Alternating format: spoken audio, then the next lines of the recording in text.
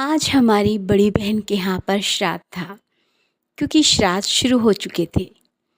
उनका मानना ये था कि श्राद्ध में ब्राह्मणों को भोजन कराना और तर्पण करना उन्हें शांति प्रदान करता है। इसीलिए छोटी बहन थी मैं, उन्होंने मुझे भी आमंत्रित किया। पूजा बड़े अच्छे तरीके से संपन्न हुई और भोजन लगकर आया। भोजन में पूरियाँ, सब्जी, सैलेड, दही सभी कुछ था और मीठे में खीर। पंडित जी को जब थाली लगाकर परोसा गया तो पंडित जी की हालत देखने लायक थी कि यह आज श्राद्ध का 11वां दिन था और किसी ने कहा है 16 श्राद्ध होते हैं। 11वें श्राद्ध तक तो गांधी जी की हालत खराब हो गई थी। मैंने यहाँ गांधी जी शब्द इसलिए इस्तेमाल किया क्योंकि पंडित जी बिल्कुल गांधी जी जैसे लग रहे थे। मैंने उनसे पूछा, आपको क्या भोजन ये पसंद नहीं है? तभी पंडित जी बोले, जजमान 11वें दिन हो गए हैं, जिसके भी घर जाता हूँ वहीं पूरी सब्जी रहता है, खीर रहता है। हमारे पेट की तो बहुत बुरी हालत हो गई है। इतना हमको दक्षिणा नहीं मिल रहा है जितना हम डॉक्टरों को दान दे रहे हैं। मुझे उनकी हालत देखकर बड़ी हंसी आ गई। तो मैंने कहा, भाई देखिए, श्राद्ध में तो पंडित जी को भोजन कराना बड़ा पुण्य का काम होता है। पता नहीं पुण्य का काम होता है नहीं होता है। फिलहाल तो ये जो हमें जजमान पैसे देंगे हम डॉक्टर्स को जाकर दे देंगे। वहाँ डॉक्टर भी मुझे यही बात बोल रहा था कि मेरी इन दिनों बड़ी कमाई होती है। पंडित जी को ठूस ठूस के भोजन कराया जाता है और पंडित जी जानबूझकर उस भोजन को करते हैं। क्यों? कभी वो दोबारा ना बुलाएं। दान दक्षिणा के चक्कर में उन्हें वो भोजन करना पड़ता है। मैंने ये सभी बातें अपने घर आकर बताई, जो मेरी सास भी सुन रही थी और पति भी। अचानक मेरे पति को पता नहीं क्या हुआ, वह रोज ही रोज कुछ ना कुछ मेरी सासू माँ के लिए लाने लगे और डेली यानी रोज वो अपनी माता जी के पैर भींचते, उनको मालिश करते और उनके लिए बड़ी जो भी उनसे बन पड़ती सेवा करते और माता जी से पूछते, जो आपकी सेहत के लिए सही है वो मुझे आप प्रतिदिन बता दिया करें। मैंने सोचा, ऐसा क्या हुआ कि जो वो ऐसा कर रहे हैं? वैसे तो हम अपनी सास का ध्यान रखते ही हैं, लेकिन इन दिनों इतना क्यों? जब मैंने उनसे पूछा तो उन्होंने बोला कि मरने के बाद तो श्राद्ध सभी लोग करते हैं। मैं अपनी माता जी को ऐसे सुखी और संपन्न देखना चाहता हूँ, वह सभी सुख देना चाहता हूँ जो लोग मरने के बाद श्राद्ध के समय करते हैं। भला दूसरे को भोजन कराया हुआ वहाँ तक कैसे पहुँचेगा? और ऐसा अगर है भी तो जो पंडित उस भोजन को खाकर बीमार हो रहा है, डॉक्टर्स को जाकर उन पैसों को दे रहा है, वो पुण्य कैसा? मेरी सास ने भी इसी बात का समर्थन किया। उन्होंने कहा, 14 तारीख को तुम्हारे ससुर का भी श्राद्ध है, लेकिन किसी पंडित को भोजन नहीं कराना। मैंने सोचा शायद इनकी यहाँ पर उल्टी गंगा बहती होगी। भला पंडित को नहीं बुलाएंगे तो क्या भोजन किसी और को दान देंगे? तभी मेरी सास ने एक उपाय सुझाया। उन्होंने सभी सूखा सामान निकाला और प्रतीक रूप में जो कि भोजन पंडित को दिया जाता है, जैसे खीर, पूरी और जो भी कुछ बनाया जाता है, वो बहुत ही थोड़ी मात्रा में बनाया गया। पंडित जी के सामने रखकर उन्हें ये बोला गया कि आप इस भोजन को ग्रहण करें। उन्होंने उस थाली को पकड़ा और उसके बाद एक किनारे लगा दिया। बाद में वही भोजन हमने गाय और बछड़े को खिला दिया। जो बाकी का भोजन हमने तैयार किया था वो सारा भोजन बनाकर हम गरीबों के लिए ले गई, कुछ मजदूर लोगों के लिए और जो संपन्न नहीं थे उन लोगों के लिए। साथ ही हमने एक कार्य और भी किया।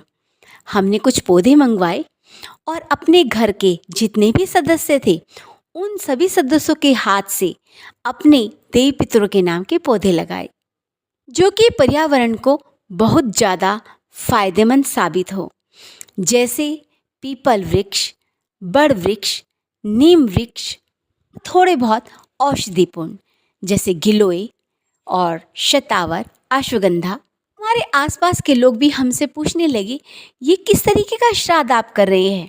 हमने फिर उन्हें समझाने की कोशिश की कि श्राद्ध वो हो जो हमारे देवी पितरों को शांति प्रदान करे।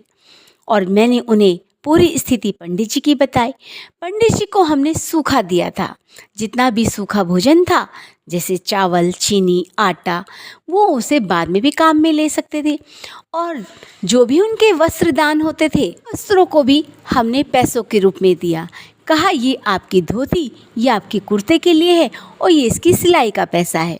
आप जो चाहें, जब चाहें, जैसा चाहें, इससे अपना वस्त्र सिलवा सकते हैं। पंडित जी ने जब ये सब कुछ देखा तो बड़े ही ढेरों आशीर्वाद के साथ हमारे घर से विदा ली और कहा, काश सारे जजमान ऐसे ही करने लगे तो हम पंडितों का भी उद्धार हो जाए। इसके साथ साथ ही हमने एक प्रण भी किया कि हमारे देवी पितर जो पसंद करते थे वही सभी चीज़ें कुछ बनाकर ऐसे लोगों को दान दी जाएं जिन्होंने उन चीज़ों को चखा नहीं था। लेकिन काफ़ी लोग ऐसे हैं, उनका कहना ये था कि हमारे जो ससुर थे, हमारी जो सास थी, वो तो हुक्का पीती थी, बीड़ी पीती थी, और जो ससुर हैं वो तो डेली ड्रिंक करते थे, तो क्या उनका भी दान किया जाए। हमने उन्हें समझाया कि ये तो व्यसन है, ये तो नशाखोरी है। आप ऐसी चीज़ों का दान करके अपने पाप को क्यों बढ़ा रहे हैं।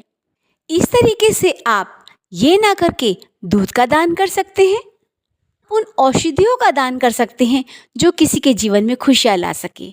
और इसके लिए अस्पताल से बढ़िया कोई जगह नहीं। बहुत सारे ऐसे मरीज हैं जिनकी देखभाल के लिए कोई भी नहीं है। आप वहाँ पर अपने देवी पितरों के नाम से उन फल फ्रूट्स को ले जाकर दान में दे सकते हैं। दान का मतलब ये नहीं कि आप अपने संपन्नता का पूरा वैभव दिखाएं। दान किसी भी चीज़ का हो सकता है। दान आपकी वाणी से भी हो सकता है। आप अपने शब्दों से किसी को सांत्वना दे रहे हो, किसी के अंदर हिम्मत का संचार कर रहे हो, वो भी दान में आता है। किसी ने एक बात जरूर कही है कि जैसे औषधि का दान किसी मरीज को ही दिया जाता है, इसी तरीके से दान भी उस व्यक्ति को दिया जाता है जिसकी उसे आवश्यकता होती है। आप लोगों के सामने ये मेरे स्वयं के विचार हैं। आप लोगों को कैसा लगता है और आप इसका प्रयोग कैसे करते हैं, ये आपके ऊपर निर्भर करता है।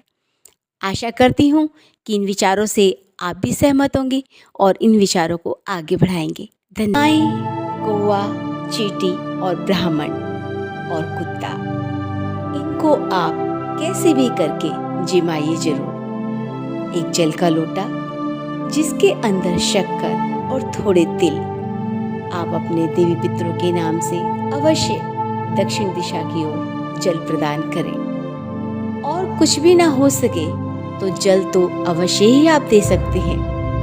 दोनों हाथ ऊपर करके आप अपने देवी पितरों से अपनी मंगल कामना मांग सकते हैं। जितने भी दिन श्राद्ध रहें, एक जल का लोटा ना भूलें। पितरों को याद श्रद्धा भाव से करना चाहिए।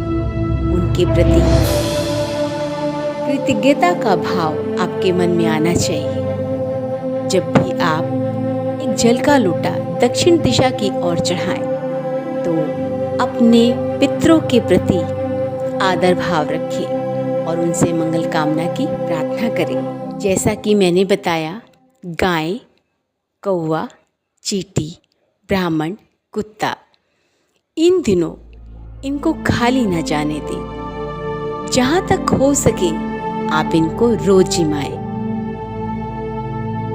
जो भी भोजन आप इनको खिला रहे हैं वह आपके पितरों तक अवश्य पहुँचता है।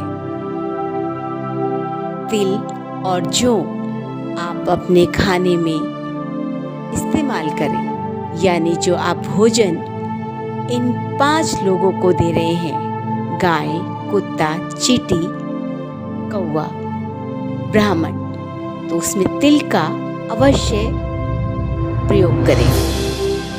हमारे देवी पितर हमारे श्रद्धा भाव से ही खुश हो जाते हैं। जरूरी नहीं कि आप उनके सामने अपना पूरा वैभव दिखाने की कोशिश करें। हाँ, आप वैभवशाली हैं, पर परमात्मा ने आपको खूब दिया है तो फिर दान में कंजूसी भी ना करें। ये एक ऐसा पर्व है जो कि अपने देवी पितरों को याद करने के उपलक्ष्य में किया जाता है। जब आप उनको भोजन देते हैं तो उस भोजन के भाग को जब कौवे ग्रहण करते हैं तो वह आपके देवी पितरों तक पहुंचाते हैं कि आप लोग सुखी और संपन्न हैं, और आपकी दिशा और दशा को जानकर देवी पितर बड़े ही प्रसन्न होते हैं। अतः पंडित जी से या किसी पवित्र स्थान पर पिंडदान तर्पण इन दिनों अवश्य करवाना चाहिए। लास्ट में जब मावस होती है वह सभी देवी देवताओं का, सभी देवी पितरों का एक श्राद्ध किया जाता है, वह आप करना ना भूलें। उसमें सभी की माफी हो जाती है। जो भी श्राद्ध का भोजन बनता है उसमें सफ़ेद फूल, सफ़ेद चंदन, दूध, काले तिल और जौ, इनका इस्तेमाल, इनका प्रयोग अवश्य ही करना चाहिए।